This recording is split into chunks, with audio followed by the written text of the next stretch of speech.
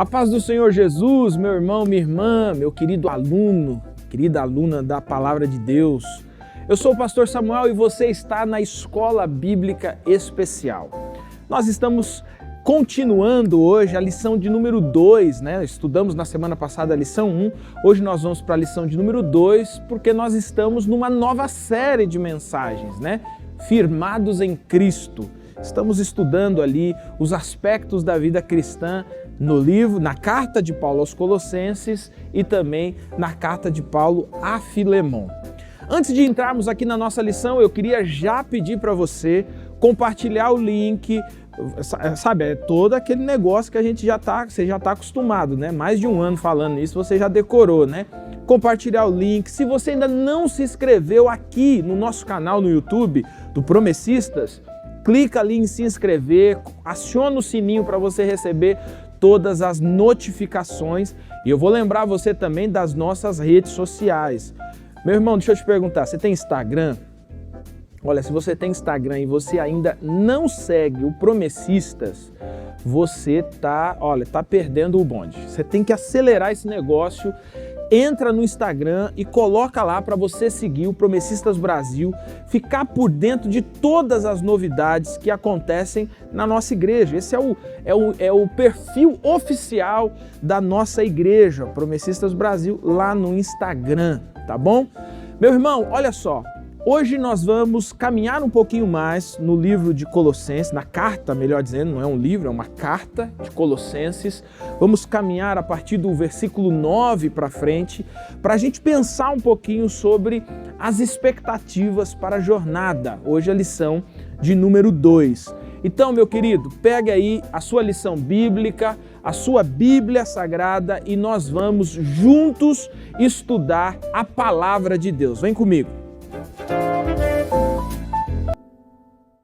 Você tem alguma expectativa a respeito de Deus? Por exemplo, quando alguém fala de Deus para você, quais são as suas expectativas em relação a Deus? O que você espera de Deus? O que você tem assim guardado na sua cabeça que se você é um servo de Deus, Deus teria que fazer, né, entre aspas aqui, para você? É muito comum a gente sempre pensar naquilo que Deus fará ao nosso respeito, né? Ou nessa expectativa que a gente tem em relação a Deus. Mas a pergunta é, quais as expectativas Deus tem em relação a você? Ou em relação a mim, em relação a nós? Quando fomos alcançados pela verdade do Evangelho, quando fomos redimidos pelo Evangelho, o que Deus espera de nós? Essa é uma pergunta interessante para a nossa reflexão, porque é essa a nossa lição de número 2. Nós vamos estudar sobre as expectativas para a jornada. E o que queremos aprender com essa lição é justamente quais são as expectativas de Deus para cada um de nós. Quais são as expectativas de Deus para você? A partir do momento em que Cristo entrou na sua vida, iniciou-se ali algumas expectativas a respeito da sua vida, a respeito da sua caminhada, da sua jornada. E a nossa lição de número 2, ela vai nos ajudar a entender essas expectativas. Para nos ajudar nessa lição de número 2, está conosco mais uma vez o pastor Eleilton, né, fazendo dobradinha, dessa vez são 2 semanas aqui. Acho que você já deixou aqui 2 semanas, né? Porque provavelmente nas próximas você não vai ter mais tempo, né? Mas está conosco o pastor Eleilton, né? Como já te falei, diretor da nossa editora e também é o editor da nossa lição bíblica e vai nos ajudar aqui nos comentários da lição número 2. Pastor Eleilton, mais uma vez, seja muito bem-vindo aqui com a gente. Amém, pastor Samuel. A alegria de poder mais uma vez estar aqui com você, participar desse programa, que Deus nos abençoe, né, nesse estudo. Você que nos acompanha também, uma alegria poder estar com vocês novamente, né, que a paz do Senhor Jesus esteja sobre a nossa vida durante esse tempo de reflexão na palavra dele. Amém, amém. Pastor Eleilton, olha só, indo direto aqui, quando a gente olha para esse versículo 9, a gente parece enxergar expectativas de um pastor em relação às suas ovelhas, né? você que é ovelha de algum pastor, ou você que é pastor, quando a gente ensina, quando a gente assim traz conhecimento, né, para nossas ovelhas, para as pessoas que estão ali debaixo do nosso cuidado, a gente tem algumas expectativas em relação a essas pessoas, né? O versículo 9 parece mostrar um pouco dessas expectativas do apóstolo Paulo em relação aos irmãos de Colossos, né? Pastor Eleilton, quais são as características dessa expectativa, disso que o apóstolo Paulo esperava desses irmãos lá em Colossos? Ok, vamos lá, pastor Samuel. Nós estamos então aqui iniciando o estudo do segundo trecho, né, da carta de Paulo aos Colossenses, trecho aqui que vai do versículo 9 até o 12. E eu acho que é importante lembrar que esse trecho aqui é um trecho que Paulo está orando pelos colossenses. Isso aqui é importante. Então, você falou de um pastor que tem expectativas em relação à sua igreja, e esse pastor está apresentando essas expectativas a Deus.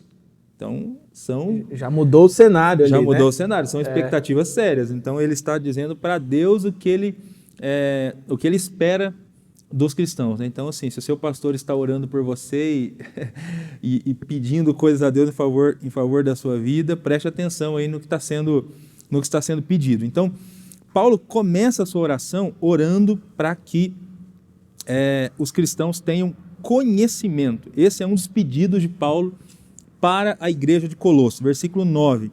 Não cessamos de orar por vós e de pedir que sejais cheios do pleno conhecimento da sua vontade em toda sabedoria e entendimento espiritual.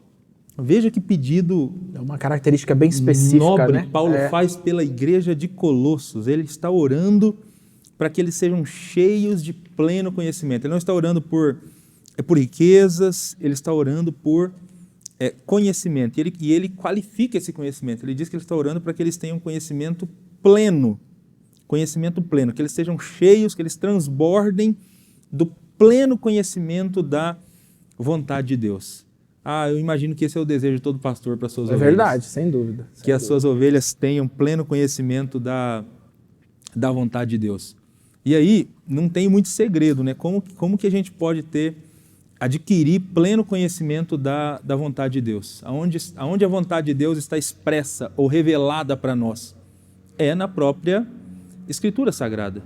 É a própria Bíblia Sagrada, no próprio Evangelho, de que falamos aqui semana passada, que nós falamos aqui que o Evangelho é a palavra da verdade. Então, o Evangelho apresenta para a gente a vontade de Deus. E Paulo quer que os cristãos transbordem nessa vontade. É interessante essa fala de Paulo, porque os hereges que estavam rondando a igreja de Colossos, eles estavam dizendo que para os cristãos terem pleno conhecimento, né, de Deus e de sua vontade, eles precisavam daquelas doutrinas que eles estavam ensinando, aquelas doutrinas falsas do gnosticismo, aqueles rituais que estavam sendo ensinados, aquelas visões místicas que estavam sendo ensinadas por eles. E Paulo vai dizer que não.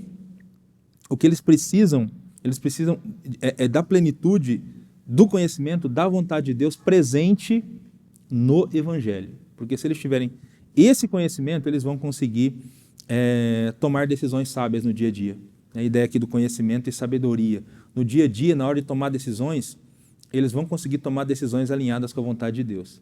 E aí o que eu acho muito legal também nessa fala de Paulo é que ele diz que esse conhecimento é um conhecimento espiritual. Espiritual, né? Sejam cheios do pleno conhecimento da vontade de Deus em toda sabedoria e entendimento espiritual. Isto é, diz respeito aqui a um conhecimento que é dado pelo Espírito Santo.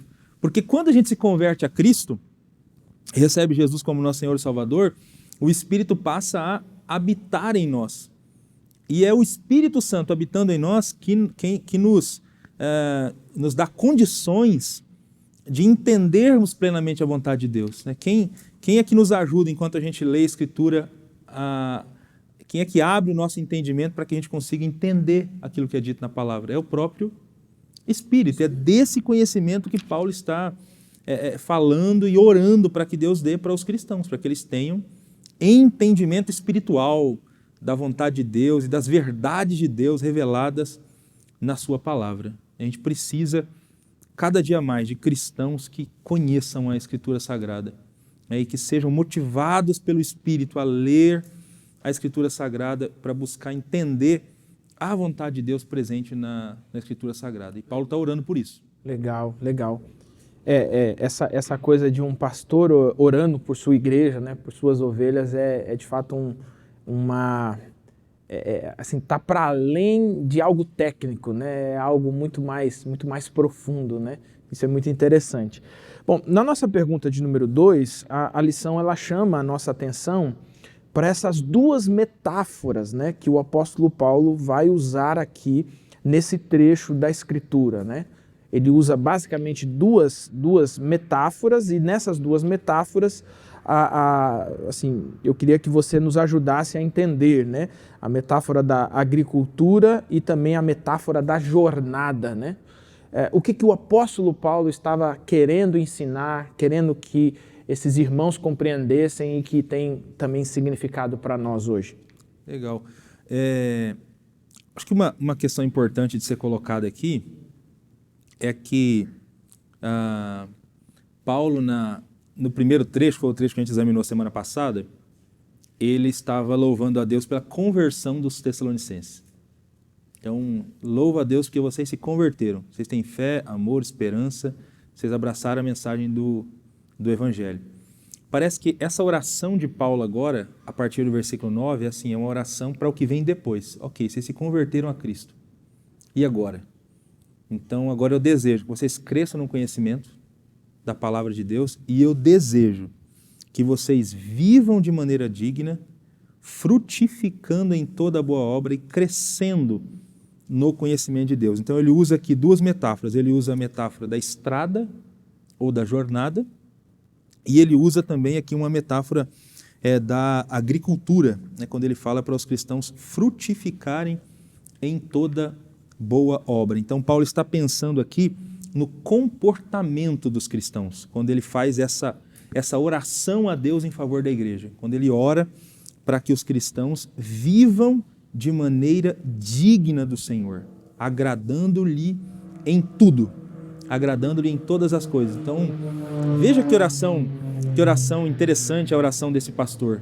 É orando para que Deus ajude os cristãos nessa caminhada da vida cristã, nessa jornada da vida cristã, que em cada passo dessa jornada eles possam agradar a Deus. E, de fato, eu acho isso aqui interessante porque, de alguma maneira, revela para nós que Deus está preocupado com cada passo da nossa caminhada, com tudo aquilo que a gente faz na nossa vida. Ele não está preocupado apenas com aquelas atividades chamadas atividades espirituais. Ele está preocupado com a nossa vida como um todo, né? A nossa vida por completo. Deus está preocupado. E Paulo ora que em cada passo dessa jornada, dessa caminhada, dessa trilha chamada vida cristã, que vocês agradem a Deus, possam agradar a Deus, e que vocês frutifiquem em toda boa obra, crescendo no conhecimento de Deus. Então você tem aqui também essa metáfora da agricultura, né? Que vocês sejam como uma planta saudável, que cresce e dá frutos, né? Uma planta saudável vai crescer e vai frutificar. Então esse é o desejo de Paulo para os cristãos, e penso que é o desejo também de todo pastor, de todo líder, né, do nosso tempo, né? Que os cristãos agradem a Deus em tudo e que sejam plantas saudáveis, né? Frutifiquem no reino e para a glória de Deus. Legal. Bom, no item 3, há alguns textos ali citados, né, aqui no item 3, que fala do porquê precisamos ser fortalecidos, né? Então, por que precisamos ser fortalecidos, né, nessa jornada e como exatamente Deus faz isso acontecer sobre a nossa vida nessa caminhada com Ele, né, nessa jornada, né, para usar a expressão aqui. Sim. Bom, se a gente pensa na vida cristã como uma jornada, como uma caminhada, e ela é mesmo uma caminhada, né? A vida cristã não é um tiro curto de 100 metros, né? Mas se parece uma maratona. É uma maratona, mesmo, né? Então, é óbvio que existirão momentos nessa maratona, nessa caminhada, em que nós vamos nos sentir desanimados. Existirão momentos mais agudos de sofrimento, de perseguição, de tentação, né? O dia mau chega para todo mundo. Então é óbvio que nessa caminhada nós precisamos de fortalecimento. E aí esse é o outro pedido que Paulo faz aqui nesses versículos que você citou, pastor Samuel. Quando Paulo ora para que os cristãos sejam fortalecidos com todo vigor, segundo o poder da sua glória. Então, ele ora por fortalecimento. Ora por fortalecimento. Exatamente porque a jornada nem sempre é fácil. A jornada, às vezes, é difícil, né? Talvez você que está nos assistindo aqui, acompanhando essa live da Escola Bíblica, enquanto a gente leu aqui o texto da Escritura Sagrada, você se lembrou de algum período difícil da sua vida. Porque a jornada da vida cristã, às vezes, é difícil. E é por isso que Deus nos fortalece. E nos fortalece como? Segundo o poder da sua glória. Segundo o poder da sua glória. O que é o poder da sua glória? A glória aqui tem a ver com a própria presença de Deus. Com a própria presença de Deus, que nós, seres humanos, fomos privados quando pecamos lá no início. Todos pecaram e foram destituídos dessa glória. Mas quando a gente se rendeu a Cristo novamente, se converteu, acreditou na palavra da verdade, nós temos de novo esse privilégio, né, de poder contar com a glória ou com a presença de Deus. Nós temos o Espírito morando em nós, nós temos o próprio Deus caminhando com a gente. Então, esse é o nosso diferencial na jornada. Ela é difícil às vezes, ela é desanimadora, pode surgir momentos complicados, mas nós temos a presença de Deus. Nós somos fortalecidos com o poder da sua glória. Eu acho que isso faz toda a diferença. Faz toda a diferença, na caminhada. Com certeza.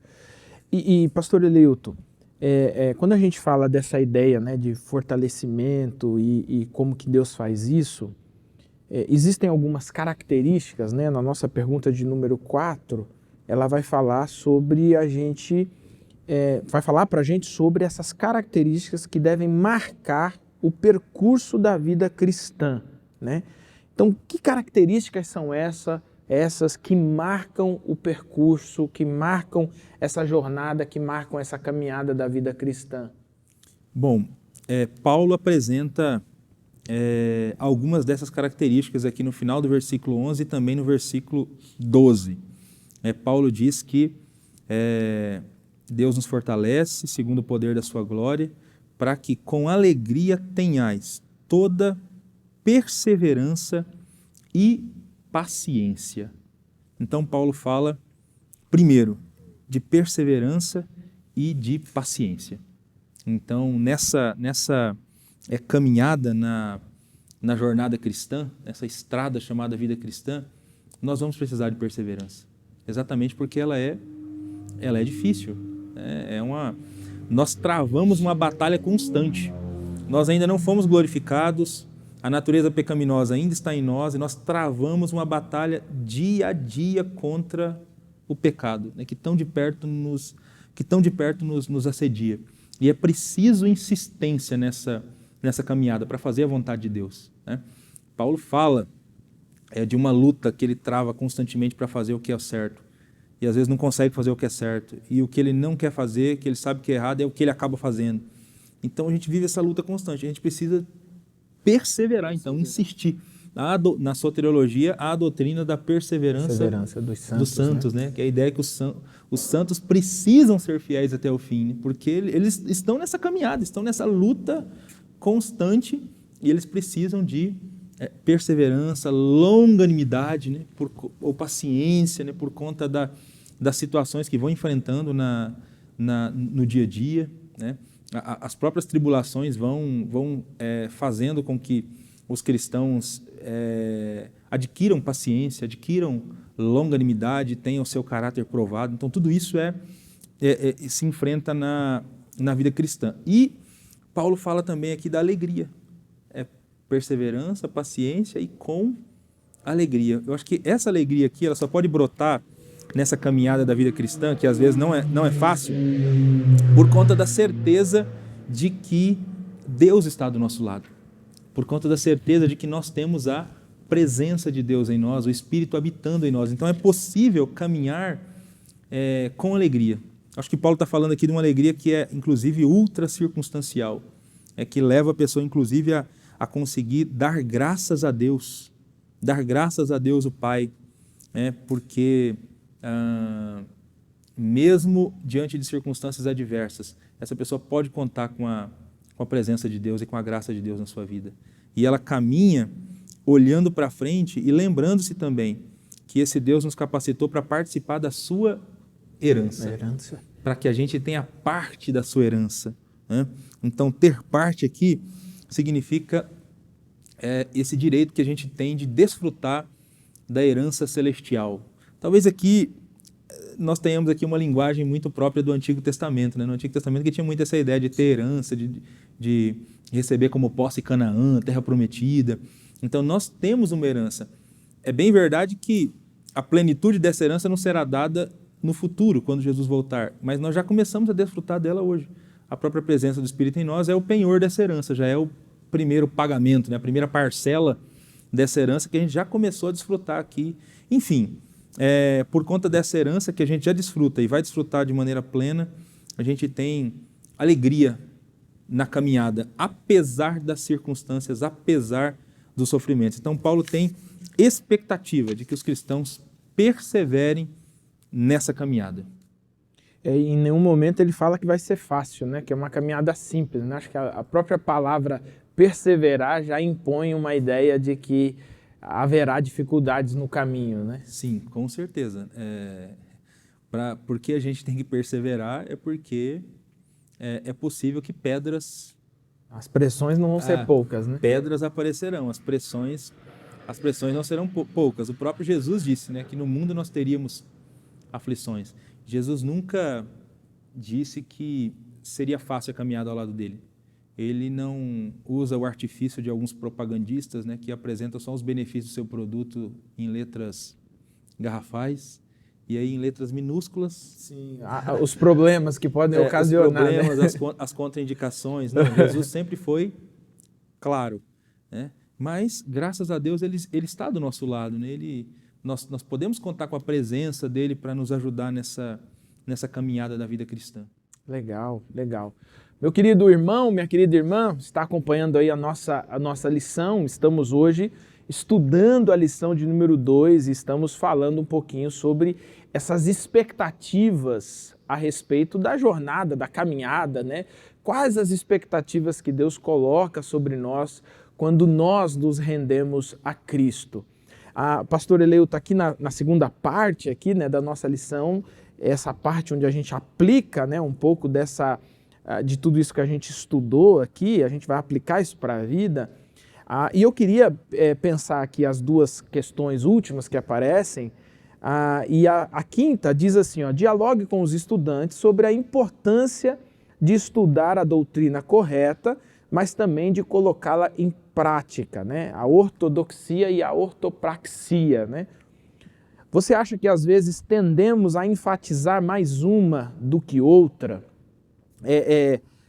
Nessas expectativas de Deus, né?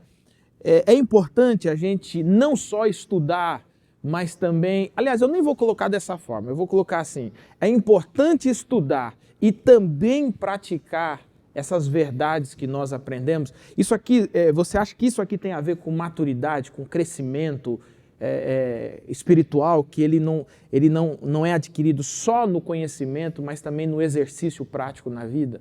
Com toda certeza, pastor Samuel. Veja que Paulo ele está fazendo oração pelos cristãos que se converteram a Jesus e ele começa a oração pedindo conhecimento, pleno conhecimento, né? Entendimento espiritual. E aí você pergunta, mas é conhecimento para quê?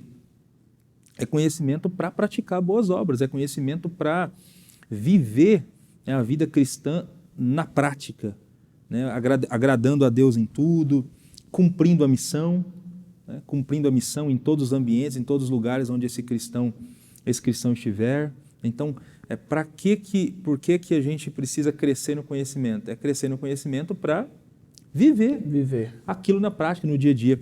As nossas lições bíblicas mesmo, elas eu não sei se subliminarmente ou se já intencionalmente, ou claramente mesmo, né? Toda lição tem duas partes. Sempre a gente tem uma parte mais interpretativa, e aí a gente chega nessa segunda parte, que é a vida em foco. Por que sempre há esse esforço num segundo momento da lição de tentar aplicar? Porque nós acreditamos nisso, que o conhecimento, a gente não adquire conhecimento pelo conhecimento, mas a gente adquire conhecimento para aplicar o conhecimento na prática, né, e viver essas verdades na prática, no dia a dia. Então é muito importante aliar essas duas coisas, conhecimento e prática. Infelizmente, existem pessoas que acabam enfatizando mais uma coisa do que a outra. Né? E aí isso é perigosíssimo, né? Porque quem enfatiza só conhecimento em detrimento da prática, né, pode acabar se tornando uma pessoa extremamente legalista, né? O famoso hipócrita, né? Isso, hipócrita. E do outro lado também, quem só enfatiza a prática, mas não tem conhecimento, pode acabar sendo considerado um cristão imaturo, porque ele vai fazer uma porção de coisas que não é o que Deus pediu para que ele fizesse. Então você acaba caminhando, né, nessa estrada chamada vida cristã na superficialidade, quando você não tem conhecimento da vontade de Deus para a sua vida. Então você vai ficar meio sempre perdido. Sempre, na hora que tiver que tomar uma decisão, vai lhe faltar entendimento e sabedoria espiritual, porque você não conhece a vontade de Deus. Aí você vai precisar recorrer a um guru espiritual, alguém que vai fazer alguma revelação. Né? Igual o pessoal que tinha que correr atrás das revelações de anjos, né, para poder tomar decisão. Então, quando você não tem conhecimento da palavra de Deus, isso pode acabar acontecendo. Meu querido irmão, irmã, e isso vem do estudo da Bíblia. Estudo da Bíblia. Uma vez eu já fiz a afirmação de que uma pessoa que não gosta de estudar a Bíblia e se diz cristão, as coisas são antagônicas, elas não se completam, tem alguma coisa errada, né?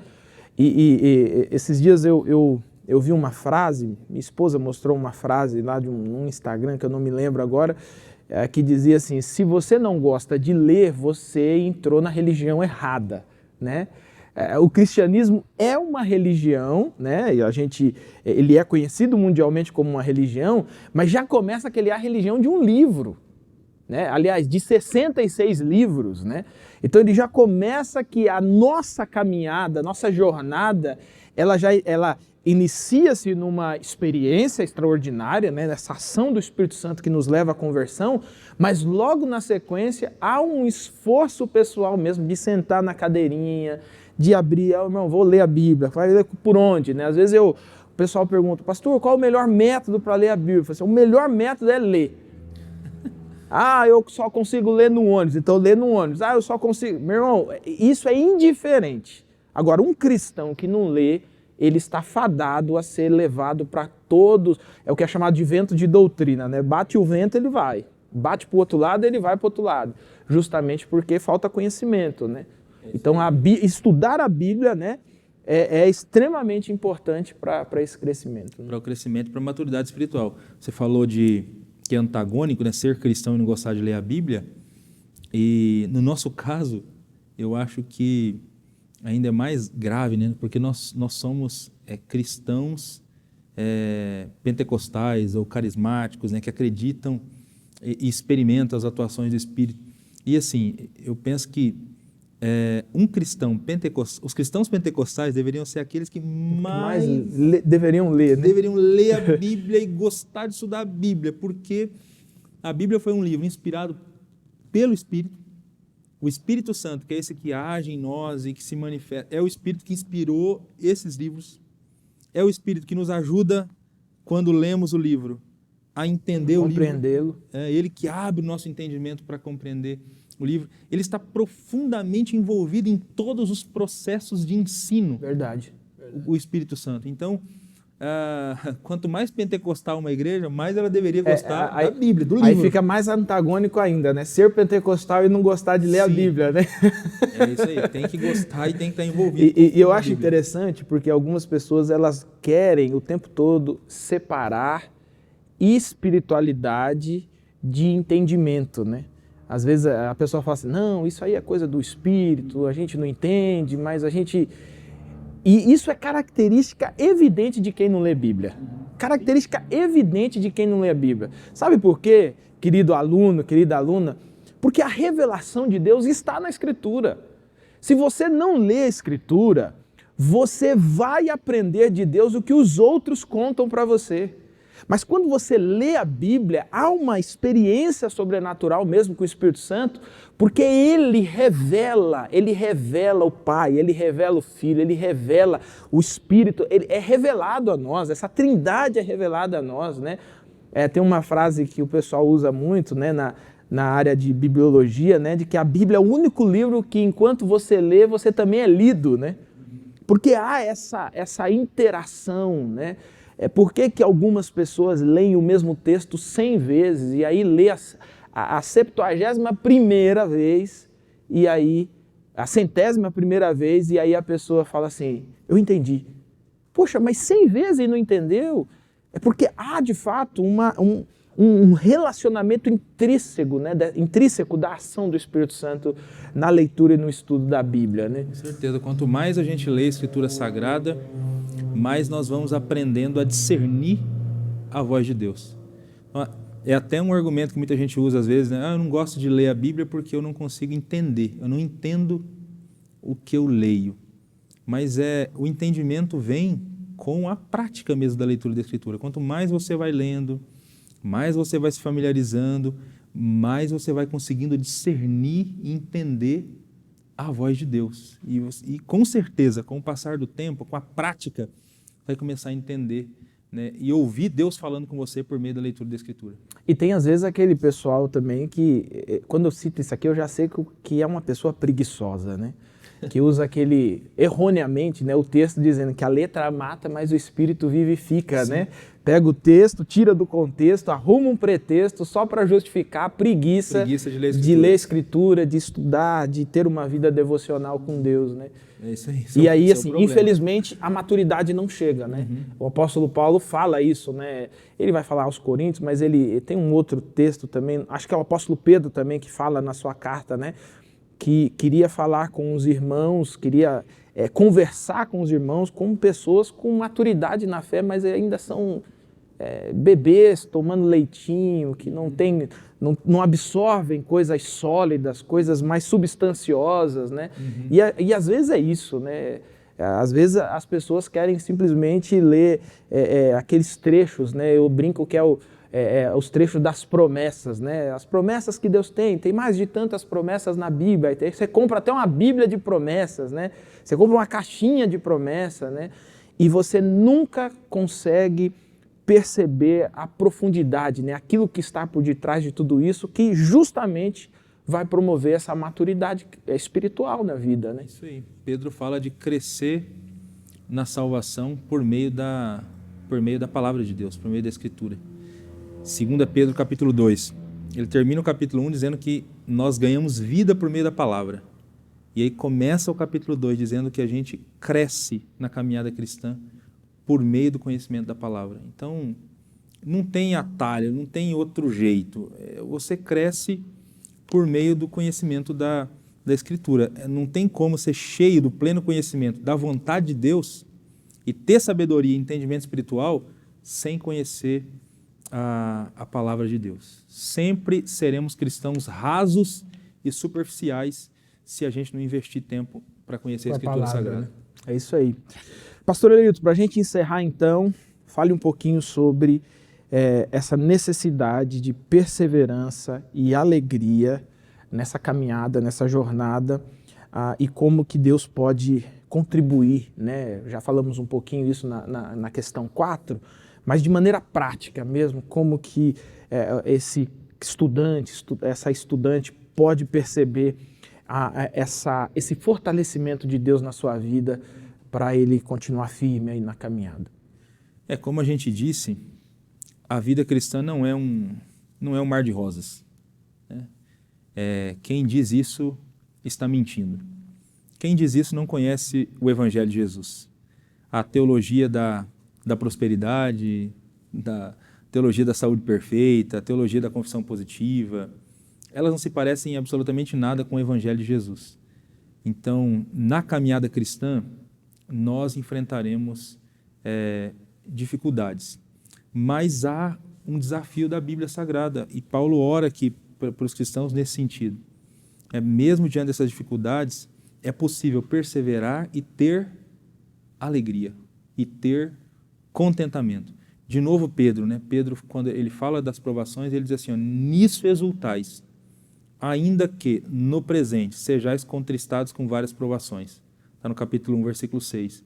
Então é possível exultar e ter contentamento em Deus, mesmo a despeito das provações e das tribulações. Então, quando você conhece a vontade de Deus, entende que o Deus que você serve está do seu lado, Ele está caminhando com você, entende a soberania dele, isso dá força para você enfrentar as dificuldades do dia a dia, as dificuldades da caminhada cristã. Então, é só esse entendimento espiritual que vem por meio da palavra de Deus que pode fazer com que você consiga viver com contentamento, com alegria e perseverar mesmo diante das provações. Quando o seu conhecimento de Deus ele é superficial, é raso, é possível que quando chegar as provações e quando as coisas apertarem, você vai pular fora. Espana, né?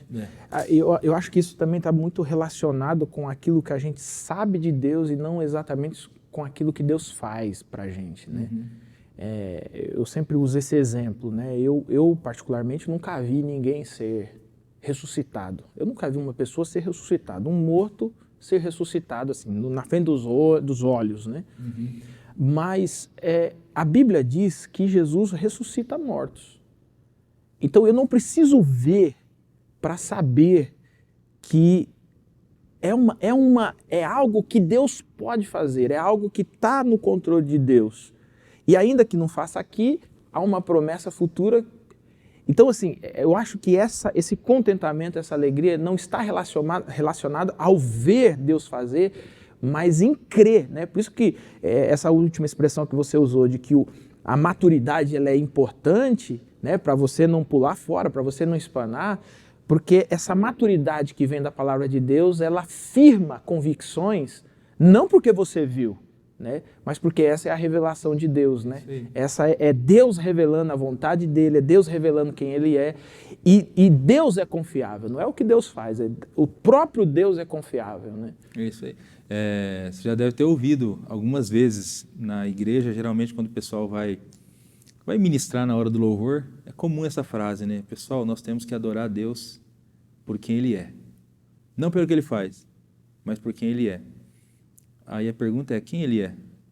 Tem muita gente que tem uma visão muito equivocada de Deus. Então, se a gente tem uma visão correta de quem é Deus, e essa visão só é por meio do conhecimento da vontade de Deus revelado na Escritura, se a gente tem esse conhecimento, nós vamos ter muito mais perseverança e conseguir enfrentar todas as dificuldades da caminhada, da jornada, com alegria no nosso coração. E vamos frutificar, crescer, né, como plantas saudáveis. Amém. Glória a Deus. Meu querido irmão, minha querida irmã, chegamos ao fim do nosso estudo, mais esse estudo de número 2 da nossa lição. Eu vou pedir mais uma vez para o pastor Eleuto dirigir a gente em oração para a gente encerrar aqui esse nosso momento de estudo da palavra de Deus. Senhor, nós glorificamos o Teu nome pela Tua palavra. Te glorificamos por esse trecho da carta de Paulo aos Colossenses. Paulo está escrevendo para cristãos que haviam se convertido ao Senhor e ele ora pedindo algumas coisas, ele tem algumas expectativas para esses cristãos que se converteram a Cristo. Ele ora para que eles tenham conhecimento, ele ora para que Deus mude o comportamento deles, ele ora para que Deus fortaleça eles com a sua presença, e ele ora para que eles tenham perseverança. É o que nós desejamos e queremos também, Deus. Ajuda-nos a crescer cada dia mais no conhecimento da Tua palavra. Transforma o nosso comportamento, Deus, por meio da Tua palavra, para que andemos de modo digno do Senhor em tudo e frutifiquemos sempre em boas obras em nossa caminhada cristã. Fortalece-nos sempre com a Tua presença, Deus. Não deixa nunca a gente esquecer que o Senhor está do nosso lado, que o Senhor está conosco, que nós não estamos sozinhos nessa caminhada e que essa lembrança constante sirva de motivação para que a gente persevere cada vez mais nessa caminhada e tenha contentamento, alegria nessa caminhada, tendo sempre a certeza de que temos parte numa herança, que já começamos a desfrutar, mas receberemos de modo pleno quando Cristo voltar. Ajuda-nos, Deus, apesar das lutas, apesar das aflições da caminhada cristã, ajuda-nos a insistirmos até o fim. Para a glória do Teu nome oramos. Amém. Amém, amém. Pastor Eleuto, mais uma vez, obrigado. Amém, meu irmão. Meus queridos, chegamos ao fim da nossa lição bíblica, né? Lição bíblica de número 2. Quero lembrar você que você pode entrar em contato com o programa especial da Escola Bíblica através do e-mail, mandando suas dúvidas, mandando suas perguntas, mandando as suas sugestões. Nós teremos a maior alegria em receber aqui a sua mensagem. Eu quero lembrar você, olha só, quinta-feira, Promessas de Esperança acontece aqui no nosso canal, tá? Segunda-feira, programa Texto e Contexto. Terça-feira, Conexão Feminina. Quarta-feira, você já sabe, horário marcado, a nossa Escola Bíblica Especial.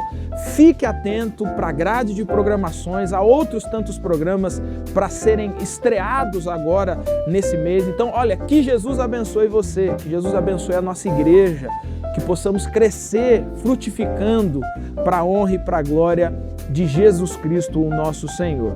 Que você tenha um bom restante de semana, que Jesus abençoe você no estudo da tua palavra. Lembre-se de ler a Bíblia, não esqueça disso. Nos encontramos na próxima semana e que você tenha bons estudos da palavra de Deus.